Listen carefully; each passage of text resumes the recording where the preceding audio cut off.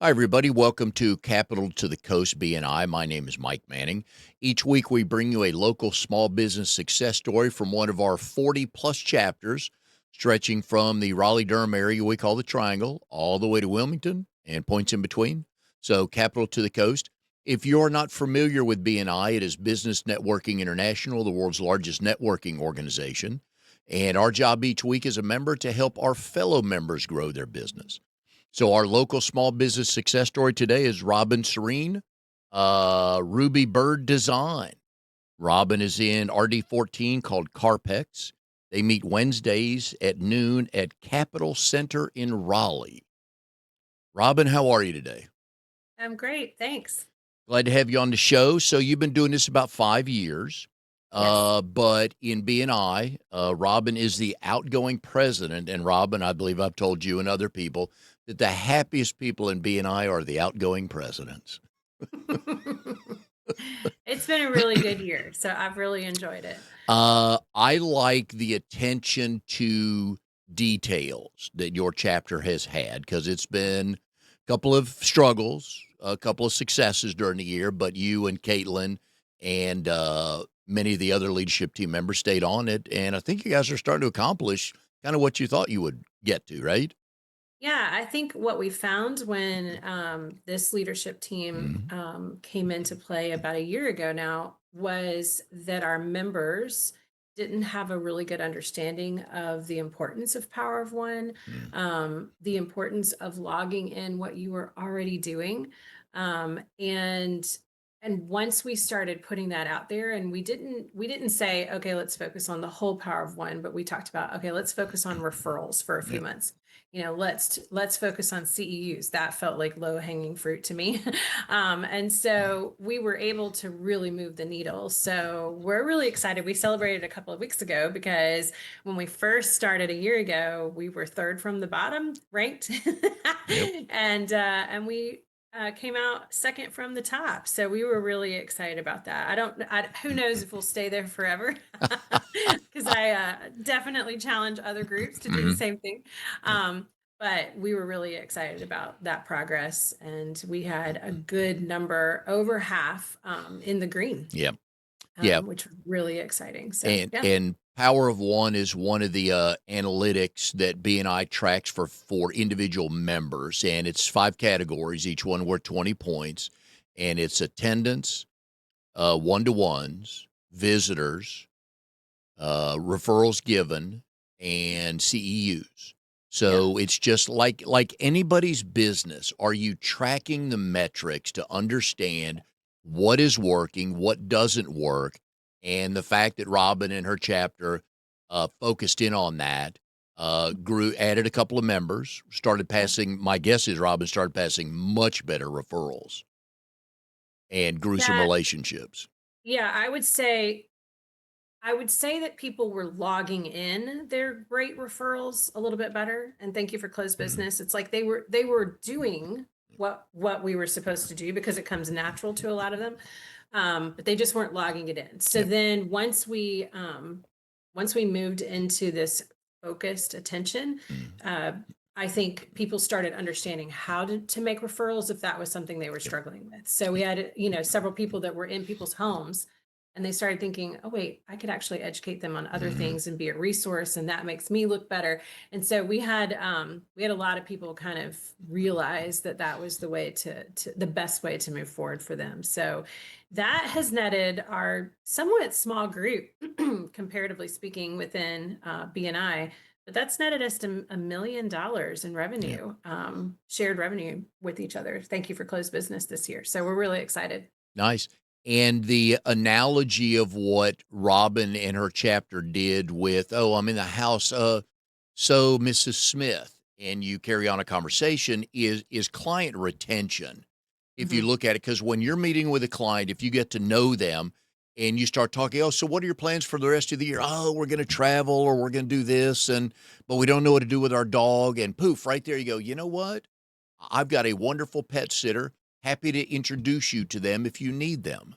Mhm. And just like with any client you have, are you truly listening to what they need, what they're looking for, or you just a transaction, I'm in and out, gotta go, I got 4 more stops, or you taking, Robin, what, 8 minutes max, maybe just to chat for a second? "Hey, now that the Right. kitchen's finished," and you have conversations with your clients. "Oh, by the way, Redbird, Design specializes in kitchen and bathroom renovations and remodeling." So I know when you're with your client, you hear the other thing. "Yeah, Robin, this is the first step, and we Mhm. also wanna do X, Y, and Z." And it gives you a great opportunity to offer an introduction, doesn't it? Yeah, and sharing stories like that, I think really helped other people realize, oh, okay, I was able to share a story about a potential client. I was there for their kitchen. They walked me into their bathroom. I immediately realized there was mold situation there that needed to be Ooh. remediated. And so the person that holds our mold remediation seat in our group was on it immediately. So within 24 hours, they had someone there taking a look at it. And I told the group, I'm really confident that that's one of the reasons that I gained the business. It's because they knew Yeah. they could trust that I was not just going to take care of what I was there to take care of, but I was going to take care of them as a family. And Yeah. so that I think spurred on some other people and other stories like that to make referrals and realize that they were really going to be presenting themselves as a resource. Mm. And that resource part of them is what was going to gain the business from people because that's what people really appreciate. Yeah. And Mhm. and folks, to your clients, just they need to know you're a resource, Right. not just a transaction. Because if you're just a transaction, they may or may not call you back. But if you're a Right. resource and you're actually listening to them, it's kind of a Yeah. relationship, right? You Right. need to listen. So good for you, Yeah. Robin. Good. Yeah, and I had another one where a couple, his in-laws were moving to the area, so he had bought them a house as a future investment property. So I said to him, "Do you have a good estate attorney in this area? Because you're going to want to, make Mm, sure that that's now within your estate." He said, "No, actually, I don't." So it's like those types of conversations where you're just in someone's kitchen and they're sharing the information, and you mm, go, I've got somebody for that." But it does, you do have to train yourself to think that way mm. if you're not a natural networker. So if you're a natural networker, you just hear stuff and you're like, how can I help you? But if you're Right. not, if that doesn't come as your second nature, then you have to practice that more. And that's what some of our people have really been working on and doing a great job. And it shows. Yep, and that's also a business growth opportunity because now Robin's got at least 2 very happy clients. So now when they refer Robin to somebody, they can say, "Oh, yeah, by the way, let me tell you what else she did for us." And then that Right. if the deal wasn't closed by then, it usually is when they say, "Oh, yeah, and she also helped us with this." So for Right. your clients, folks, and for just you gotta listen because they'll tell you if you spend enough time with them, they'll like just easy questions. "Oh, what's your fall like?" Or "Do you have plans for the holidays?" or hmm something. And they'll hmm tell you something that if you know a pet sitter, a landscaper, they're, old people like me and my wife, and we're not going to hang our Christmas lights and they need their Christmas lights hung. Something, right? They'll yes. tell you something. I promise you that. So, Yeah. Yeah. all right. So, I always like to hear how company names came about. Yep. And I know you shared this with me. It's been a while, but as I was reading back over, doing my intel on you over the weekend, still love the story. So tell us how Ruby Bird Designs came through. Yes. So I had a great Aunt Ruby who was, um, her gift was hospitality. She would bake pies and cakes and put them out on the back porch with plates and forks and let people just stop by. She didn't even have to be there. She made the best strawberry cake and took the recipe to her grave. Never shared it with Mm, anyone. We've all tried to figure it out. We're close. But she was just an amazing woman. She was also a resilient woman. She had been through quite a bit in her life, and we just loved her. My daughter's middle name is Ruby. And so when I was thinking about this company and what I would name it, that her name came to my mind, just with her, mm, past in the kitchen. And then the bird is after my own name, so I'm Robin, so Robin Bird. And then I didn't want it to be Ruby Bird Kitchens, Yep. because I knew that one day I might move into something else with it. And so I chose design because that kind of really kind of encompasses everything. What I found is that most companies out there are remodels companies, or construction companies.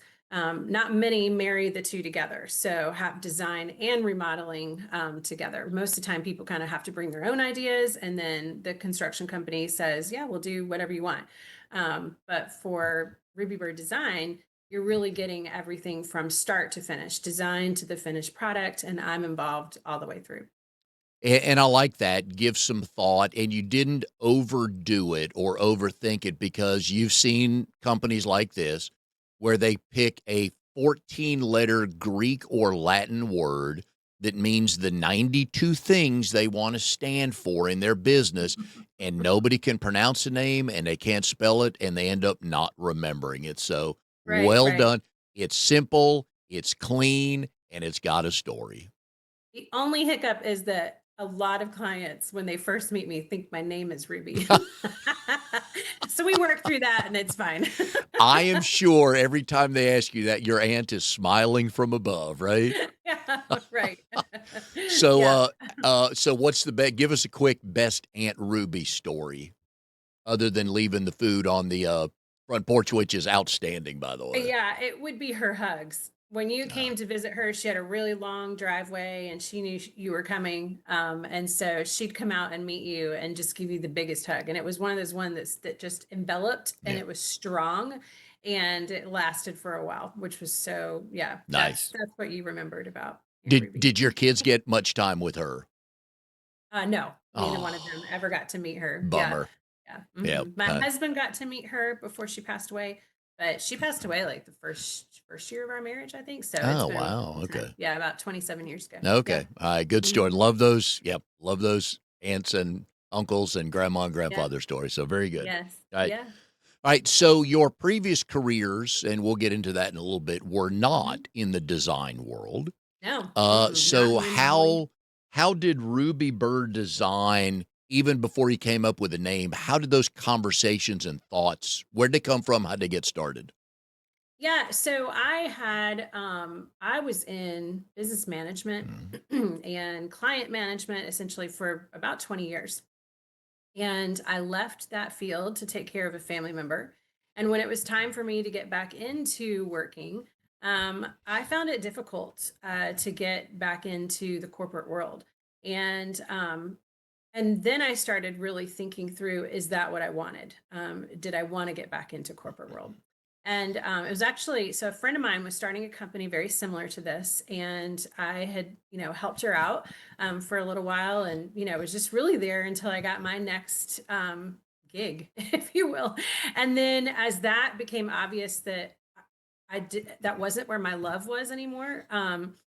My husband was the one that said, "What if this became your full-time career?" And I was like, "No, this is not my full-time career. I have a plan. It's very clear to me what that is." And he just kind of looked at me like, "Really?" And so I took 2 weeks to really just think on it and pray, and didn't talk to anyone about it. I just wanted to be by myself thinking about it. And I remember when I was kind of complaining, thinking, what would I even name this? That Ruby Bird design came right to my head, and I thought, oh, all right, so we're doing this.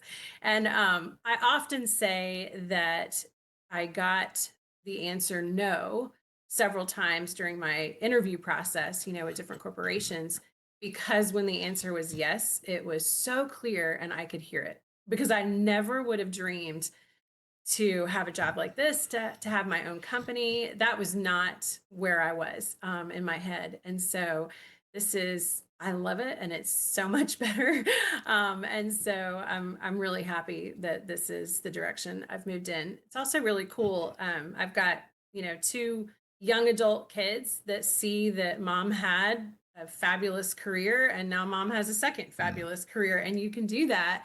And love what you're doing.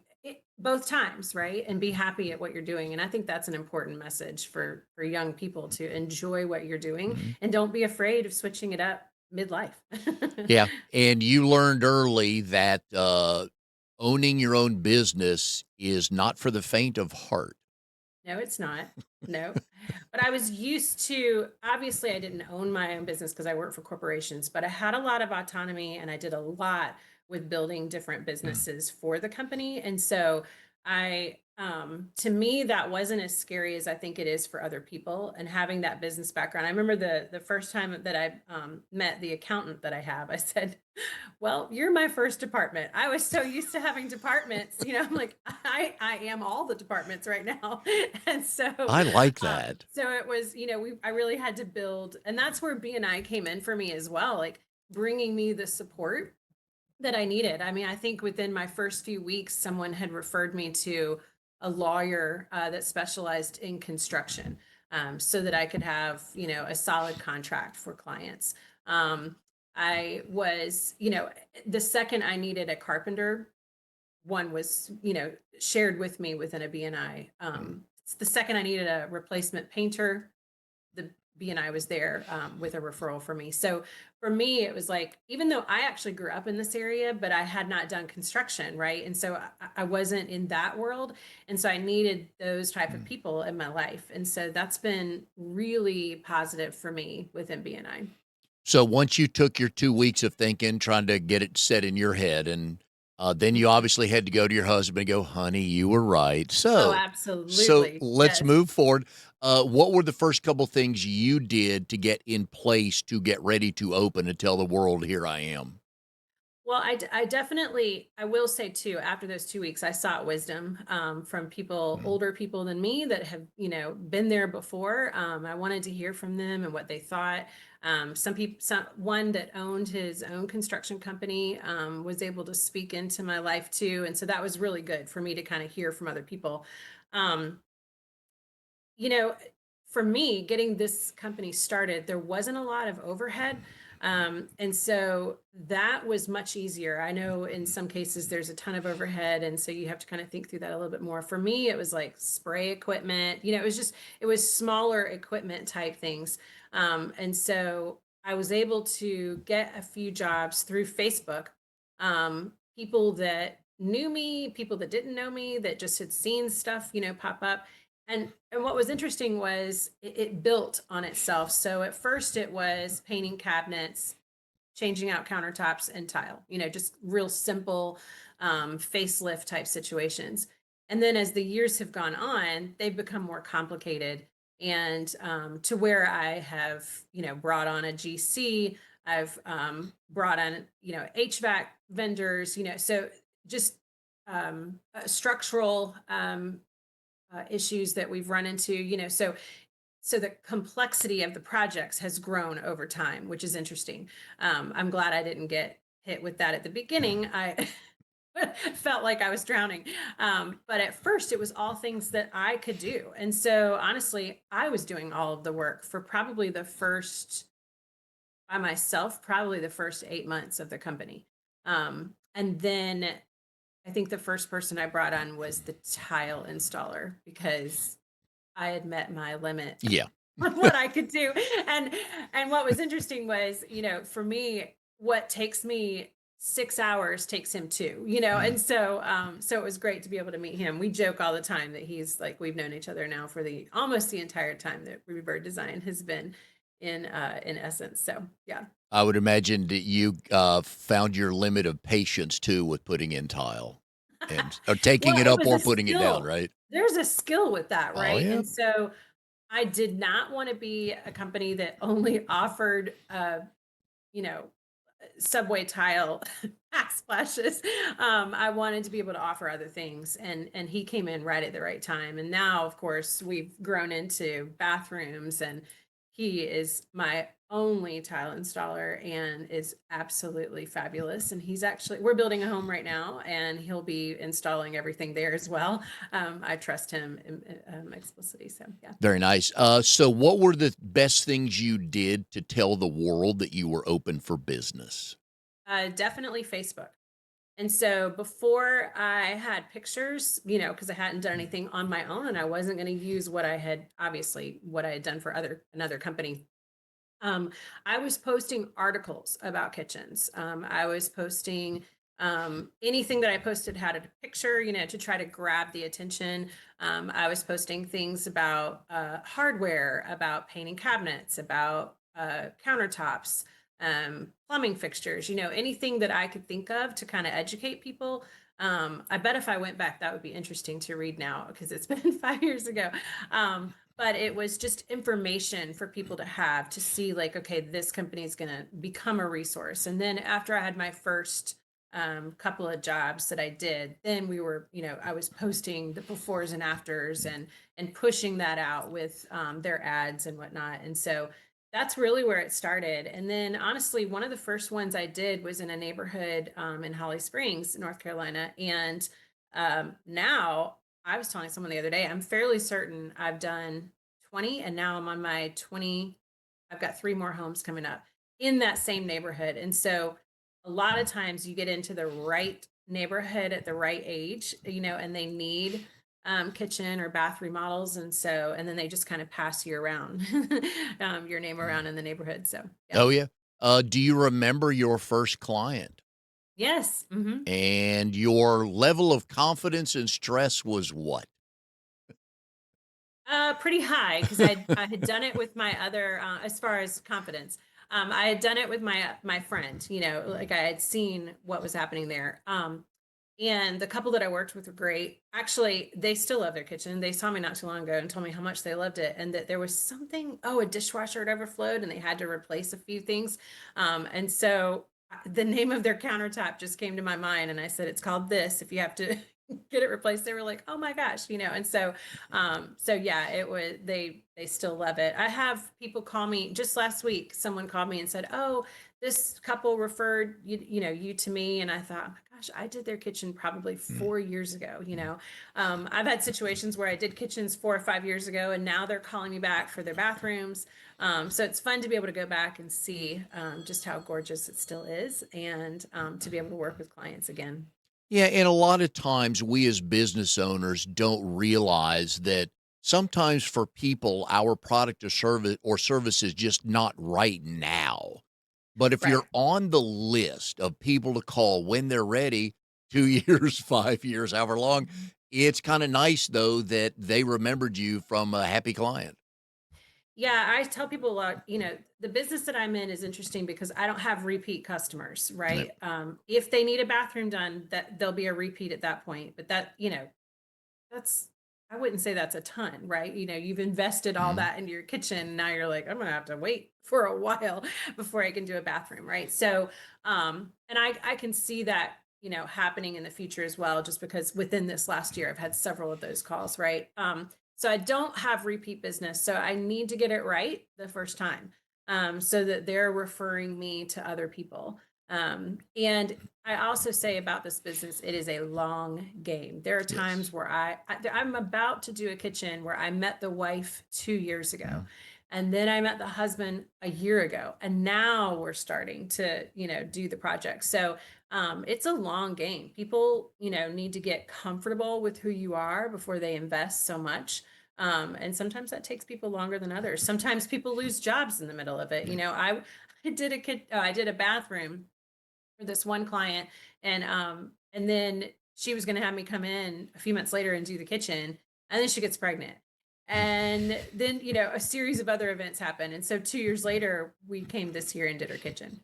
Nice. Mhm. What are some of the common reasons or times of life or anything like that that people call you? They're ready, they're what? Why are they calling you to redo Oh, a something? lot of times the kids are out of the house, Ah. so nobody's going to damage anything. Yeah, that's probably, if I had to come up with something, it's probably, now everybody's out of the house, they're in college. We want the kitchen to be ours. Mm. We're going to take care of it. Um, a lot of times when families are expanding and they need more space, I did a kitchen a few years ago for a client. They had just had a baby and they had twins, and their kitchen, they just bought the house, the kitchen was just too small for them. And they knew that they would be growing. I think they're pregnant again, actually. I saw them not too long ago.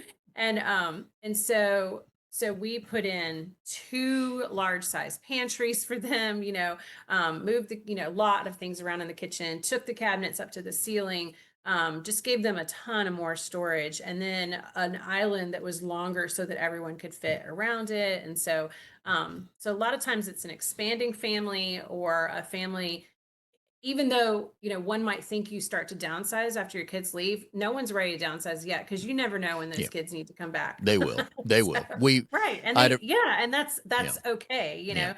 especially the way things are right now. It's okay for them to come back. So a lot of times they just want things to look nicer. So Yeah, yeah. when our youngest son left for college, his brother was a junior in college, Uh-huh. and I'm bragging at work one day. Both kids are out of the house, and a friend of mine said, "Slow down. Yeah. One of them's going to move back." And I looked at him with the utmost confidence. Not either one of my sons. And sure enough, each one of them, for a little bit, well, a Yeah. little window, moved back in.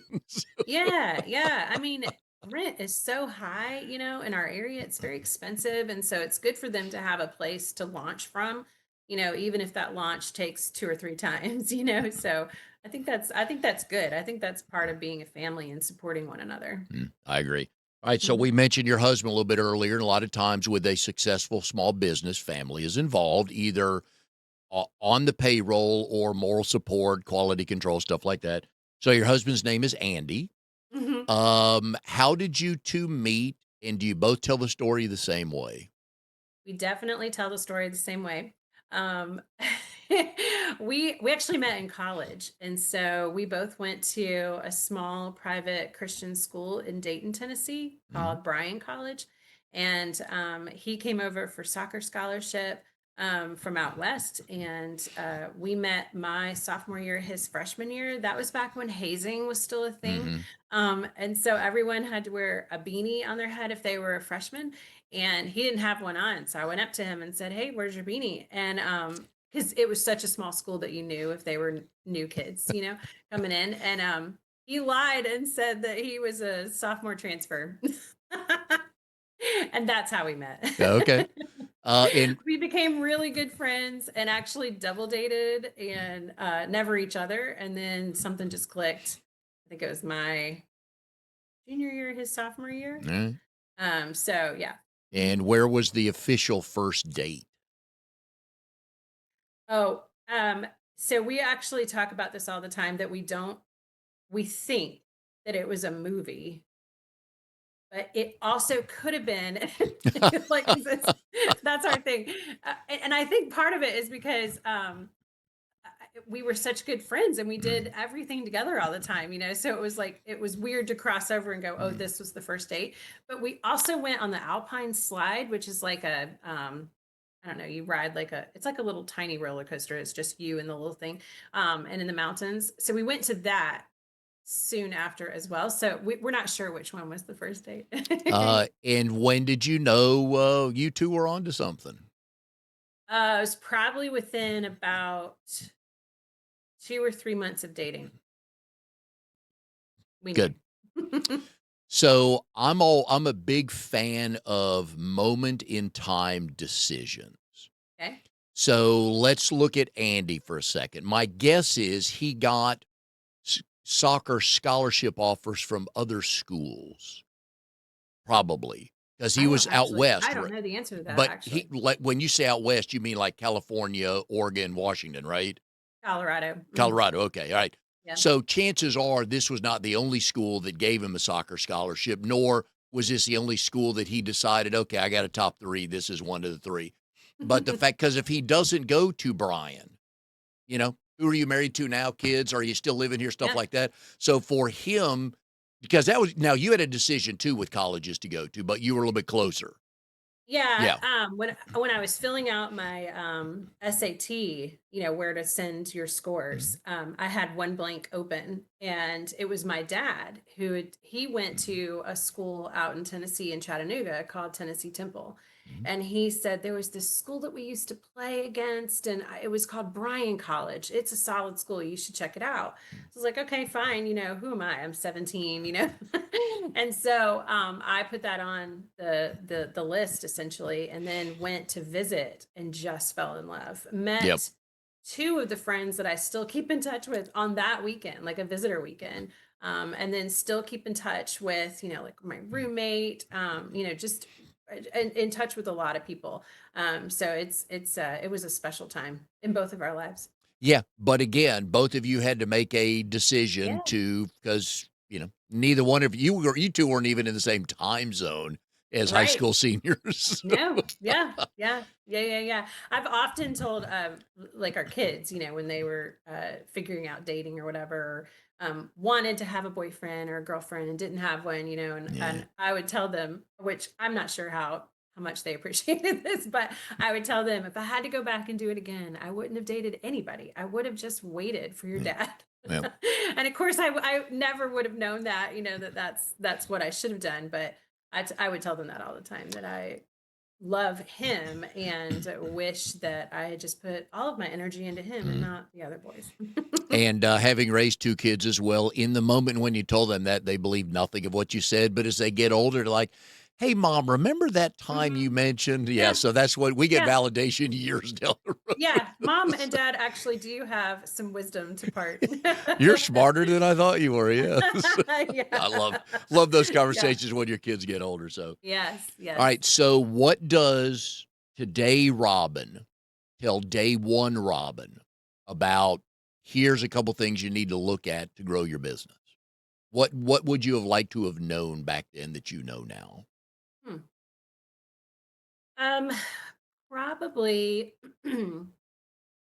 I think I knew that I would need a team and to be okay with the transient group that I think is in construction a Mm, lot. To be okay with in that moment, this is the team that you have, and it may not always be that way. mm, And I knew that because I had managed teams and they changed over time. But I think when you're a one man show, you rely heavily on mm. those team members, and so I think I would have told myself to be comfortable with that happening. Um, Yep. and not be stressed because every single time that something, there's been a need, it's been filled immediately, and I can trust that that's going to happen. So, yeah. Yeah, and a lot of small business owners or people that get into small business ownership don't realize you have to give up something to succeed.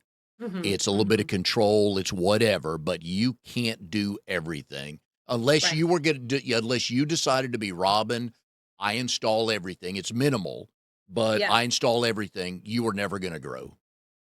I was never going to go. Right. And so now I'm so sorry. I have a dog that lives here with me. Sorry about that. Um, so we just want to stop soon. I think someone knocked on the door. Um, Hope they're delivering a so nice Amazon package for you. So, yeah, sorry about that. no worries. Um, Lily, she's the cutest dog ever. Okay. And if anyone comes to the front door, she's going to get really upset about it because it's where she thinks a stranger is going to come in. Yep. But if they come through the back door, she's going to love all over them. Okay. Mm. I'm so sorry about that. That's okay. So when you started, as soon as you told everybody you were open for business, Uh-huh. so the progression or the I'm so evolution. sorry. The person at the door is not going to leave. They're still knocking. I need to go and handle. I'm so sorry. Okay. They're not leaving. Hang on just 1 second. Okay. All right. So a couple of things while Robin goes to take care of that, and hey, life happens, especially on live TV. From the client standpoint, folks, the fact that she talks to and listens to, and granted, there's some businesses more than others that spend time with their clients. You're a landscaper, you may never see your client. They may wave at you as you're cutting the grass. But if you're a photographer, you're a chiropractor, you're an installer, and remodeler, you're in the house, you probably have to do 2 or 3 walkthroughs. So just listen to your clients. They're gonna tell you stuff that's going on. They're gonna make a kind of a comment that you're not gonna think much of it, but pay attention to that because that's important. And then don't make them call anybody. It's like, I got a guy you need to call. No, no, no. Your answer is, hey, I have a mechanic, a chiropractor, a pet sitter, whatever. Happy to connect you if you want to talk to them. And again, there's a number of ways we can track client retention. And as I was told by a great boss many years ago, I was working at Daytona International Speedway, and we had 160,000 tickets to sell for the Daytona 500. And John Graham, our track president, told us every week, every month, it's a lot easier to keep a client than go find a new one. So, like Robin was saying, listen to your clients and then offer yourself as a resource when you need it. So, all right, Robin, everything good? Yes, I'm Cool. so sorry. No worries. Apparently the police are looking for an elderly woman whose assistant had called and they can't find the address for this woman, and so they Oh, are trying to help her, and it's somewhere on the street, so they were okay. not All leaving right. until someone came to the door. I Uh, apologize. and you told them you're not the elderly woman they're looking for, right? I don't know Yeah. who that woman Yeah. is. I've never heard that name. And neither and nor are you elderly, so good. All right, No, so all right, not yet. so the evolution of your elevator pitch, you started asking for Yes. what and who, and now who do you ask for? I asked to meet realtors. I have great relationships with some realtors, especially buyer's agents, Mm, because then I can come in on the day of inspections and really recreate what's going to happen everywhere, right? I've got a great example. Last year, I met with a client, potential client, on their inspection day.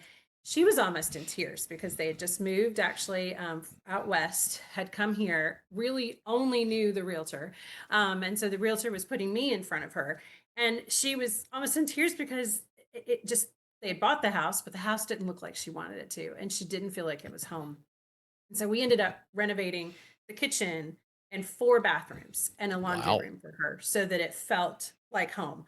And so those are good relationships for me to have because there's always going to be someone that is in need of meeting someone like me that can help their new home look like they want it to look. So And when you first opened, who were you asking for? um I was Other than asking. and you can't use the word anybody, okay? Right. I was asking to meet people, and I still do this, certain price range neighborhoods, Huh? certain neighborhoods that are of this age, the area that I'm looking to serve. Those are, some of the things that I was really focused on. And then, of course, like I mentioned before, a lawyer that specialized in construction, some of Mm. those types of things that would make my life easier. When I had very specific requests, I was able to get those filled pretty much immediately. With the real estate market the way it is right now, and I'm not getting on a soapbox, so we're not going Hmm. there. Are Hmm. you finding that more people are staying in their home and have decided to update some things? Yes, for sure. Most people are saying, I could invest this amount of money into this house, get it back. But in order to make, to get a house to look like I want it to look, I could never go and just buy a house and then invest even more on top of that. And that's what we're seeing. Like if they're going to buy a house, and it's especially like the millennials that are starting to buy homes, Mm. the home needs to look exactly how they want it to look because they don't have an extra whatever to put into it. So most people are looking to just update what they have, even to downsize. They might be downsizing in square footage, but they're not downsizing in their mortgage. So it is a tricky time. For a while, we were seeing that everyone wanted to update before they sold. And then the pendulum swung and it was sell as is. And I was working with new people that had just bought the house. I feel like a little bit more, maybe 20% adding back in of people who want to freshen it up before they sell. in this area. So it just really kind of depends on the advice that they're getting from their realtors. But I try to keep my ear to the ground on things like that so that, I can help and be a voice for realtors to clients, helping them make those types of decisions. Well, I think I just figured out some more posts for you on social media to show that you're even more of an expert that you are than you are today. Oh, yeah, great. I don't think a lot of people from I know people from my generation. I can't speak for people from your generation, but I'm sure it's probably close. They don't know how millennials are thinking and Gen Z, whatever the 28-year-old is. I forgot which one that is, but that's a huge shift, and you pointed that out, and Mhm. I don't think a lot of people are taking that into consideration yet about, "Oh, I got a whole new batch of buyers," and they're not thinking like anybody else thought before them. Right, right. No, they're really not, and you do have to realize who you're working with, right? Mhm. And what's important to them. So so yeah, yeah. I mean, I've got a client coming up. They just need to refresh the cabinets. That's all they're doing. That's what their realtor told them to do. But then I've got people that are, we've lived here for 20 years. We were the people that built this house, and now we want, it's 20 years old and we need to redo our kitchen. So it really does run the gamut. Mhm. Alright, so help me out here with something. Let's talk about sellers based on Mhm. what you know, and you got a Mhm. decent sample size on this. Is we all have friends that are putting their house up for sale and like, "Oh, I'm gonna make these changes." And my first thought is on a couple of those they mentioned, it's like, I don't think that chandelier you wanna put in is the right investment. So what have you found for people that are, if interest rates do tick down and people decide, "Okay, we can now afford a mortgage at whatever rate," what kind of things should they do to their house? And what shouldn't Well, they do to their house? it's everyone's going to look at the kitchen and the primary bath. Those are the two areas. And you just have to decide with, I think, with your realtor, how much you want to invest and are you going to get that back? Because and whatever you do, it needs to be neutral Yeah, because, thank the you. next person coming in, Mm, I think that I think that if you do things neutral, the next person coming in is going to be happy with that. mm, Um, I think if you did something where you get a little specific and it's something you love, like a blue shower or something like that, um, you run the risk of someone walking in going, yeah, I don't know if I can handle that, So I think if you do a neutral update, then you're good to go.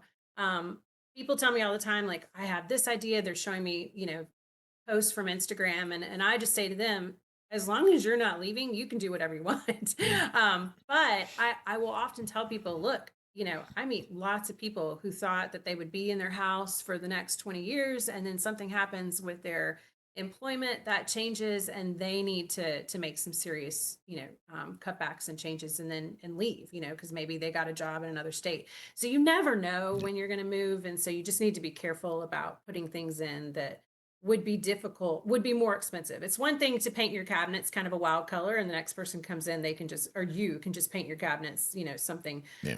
calm before selling the house. But if you put in like a wild backsplash or something like that, then people are like, I'm going to have to spend money on Mhm. having to update that. Which could affect, okay, I know you listed this house at 450, but clearly we're gonna have to make some changes, so 420, Mhm. and Yeah. then all of a sudden they lost the 30 grand or 20 grand they put into the what they consider Yeah. upgrades. Yeah, and the other thing too is, for example, in that neighborhood that I told you earlier, they've got like 20 homes at this point that I've probably redone. um, I will say to them oftentimes, let me show you some pictures Mm, of your neighbors' homes. Because in a few years, when you go to sell, this is what you're selling against. mm. And so, because I know, because I did them. And so that helps people go, okay, I really do need to update something here. We want to enjoy it for a few years and then we'll sell and we'll be competitive against our neighbors. Yeah, because sometimes you hear, "Oh, they did upgrades." Yes. Until you see them, you don't know if Right. that's good or bad, right? Right. Right. Right. And I'm literally showing them with Mm, names and like, oh, we know the Smiths, we'll get them a call, go over mm. and look at their kitchen, then you can really see what's happening. So, Nice. I like yeah. that. All Hmm. right, so one quick question before I go. I was remiss when we're talking about your tenure at Bryan College, where you graduated cum laude. Congratulations. show off for all of you that did show off. Yeah. So your major was in counseling psychology. So what Yes. was the plan the first day? Let me tell you how often that comes in real handy when you are doing kitchen remodels with a husband and wife. And I will also often say, "Listen, we're not going to solve this today. You're in luck. I do have my undergrad in psychology, Yep. and I can help you through this, or at least refer you to someone." No, so what I was going to do with it is counsel children, Mm. and the county that we were in Tennessee, um, unfortunately, had a really high rate of unfortunate things happening within families. And I started seeing signs of that in the schools when I was there. And my heart just broke. And the answer was, well, you start to get used to that. And I thought, nope, no, I'm not going to get used to that. That is going to bother me all the time. And so I realized I needed to go into something, completely different. And so, yeah, but I have definitely used that degree. I would imagine you've run across a husband and wife that who is going to make the final decision, right? You probably Yes. you have a good sense of reading the couple, no matter Yep. what the other one says, Yes. whose vote is not going to win. You kind Yes. of learn to who to listen to, right? Yes, yes.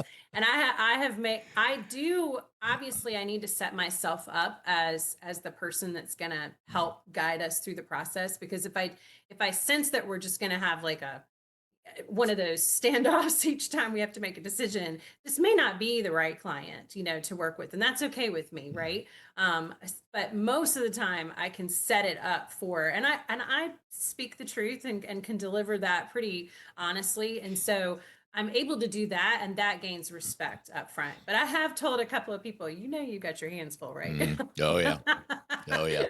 With that spouse of yours, and just kind of make light of it and then join them where they are, and, figure out how to come to the table and decide on what's going to look beautiful.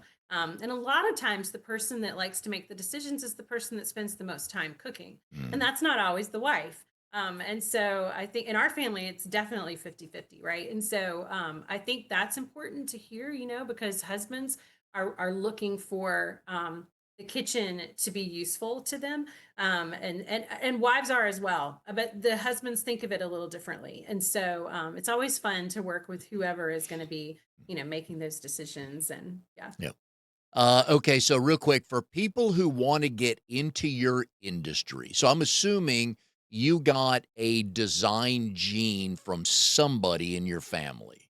Mm-hmm. All right. Mm-hmm. Mm-hmm. So somebody got that design gene from a family member and they really want to do this. What should they think about if they want to start their own business in your world? They need to shadow. They really need to come and shadow. I've actually helped some people just right out of design school get jobs at some of the companies that I use. Either countertops or tile or whatever, just so they can see the industry, see if this is something they love, and then what does it look like for them to start a company on their own. What are they trying to do? So if it's strictly design, I introduce them to designers who are strictly design, and so I think that's really important for them to see how it works before starting a company. And it was a blessing for me to be able to see, how this world worked, of design and remodel all in one place. Very nice. All right, so we've been putting Robin's phone number up on the screen, Ruby Bird Design. Give us your website, Robin. Oh yeah, it's rubybirddesign.com. All right, you can go see some wonderful pictures and a little more information on the company. Yeah, and you can Um, find me on social yeah, media: Facebook, Instagram, LinkedIn, all at Ruby Bird. all at Rubybird. Yes, Nice. Rubybird Design. I Yep. do I do like the name. Love the story on that. So, anyways, enjoyed having you on the show today. Yes. I'm assuming the holidays you start getting more questions about, oh, once the new year rolls Yep. around, right? Mhm, Okay, all mhm, right. mhm. Yeah, So, most people don't want you, in their kitchen at Christmas, or Thanksgiving, but we're still finishing things in between the two. That happens a lot, so that they've got a new kitchen by Christmas. But yes, this is the time where people are starting to plan for the new year. All right. Well, if you want a new kitchen by Christmas, you better go to Ruby Bird Design right now and get your meeting set up with Robin so she can put you on her calendar. Robin, Yes. enjoyed having you on the show. Thanks for the stories and best of luck the Yeah. rest of the year. Yeah, absolutely. Thanks so much. And we will see everybody next time on Capital to the Coast BNI.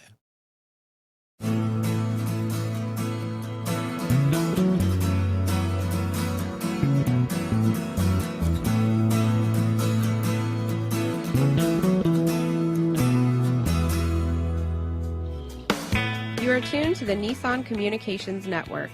If you tuned in too late, you can always watch each program in its entirety or download an MP3 audio file of it in the archives section at nissancommunications.com. Don't forget to subscribe to our YouTube channel, follow us on Twitter, and like us on Facebook. Sponsored by StreamingGear.com and DeltaForce.net.